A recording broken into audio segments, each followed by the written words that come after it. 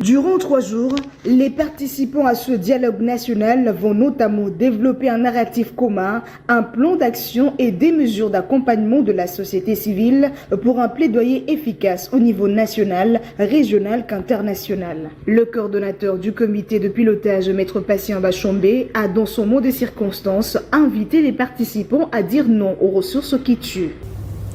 Les minerais qui devraient financer notre développement servent de carburant au réseau de violence. Les richesses naturelles censées être des instruments de prospérité partagée sont devenues des moteurs d'un chaos entretenu et organisé par les ennemis de la paix.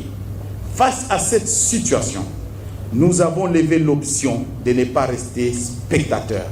La société civile a décidé de se lever pour défendre la République démocratique du Congo et répondre à la crise multiforme qu'a engendré la guerre injustement imposée à notre pays. Le représentant de l'ambassadeur de l'Allemagne a prononcé quelques mots d'encouragement pour les participants. Ce rendez-vous est aussi un moment important d'apprentissage pour toutes les parties prenantes. Venant de différentes provinces minières de la RDC, les experts ont ici l'occasion de présenter les défis auxquels ils sont confrontés dans leur travail.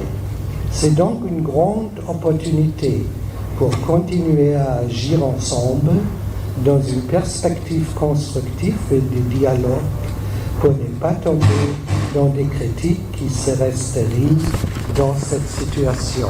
Pour sa part, le ministre des Mines a réitéré l'engagement du gouvernement tout en examinant avec des grandes attentions les recommandations qui seront issues de ces travaux. Le gouvernement attend de ce comité un plan d'action rigoureux, a dit la première ministre qui ouvrait ses assises. Je me réjouis que ce dialogue soit piloté par la société civile, car vous êtes au plus près des communautés. Vous êtes les témoins directs des violations, des abus, mais aussi des espoirs enfuis dans nos villages, nos sites miniers artisanaux, nos villes frontalières et nos quartiers populaires.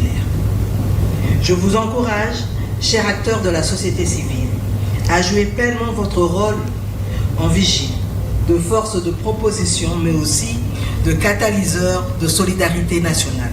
Notez, ces travaux vont identifier et évaluer les impacts de l'exploitation minière illégale dans le contexte de conflits en RDC et dans la région des Grands Lacs, vont permettre aux parties prenantes de formuler des recommandations susceptibles de favoriser une exploitation minière légale, durable et responsable en vue de contribuer à la stabilité et au développement en RDC et dans la région des Grands Lacs.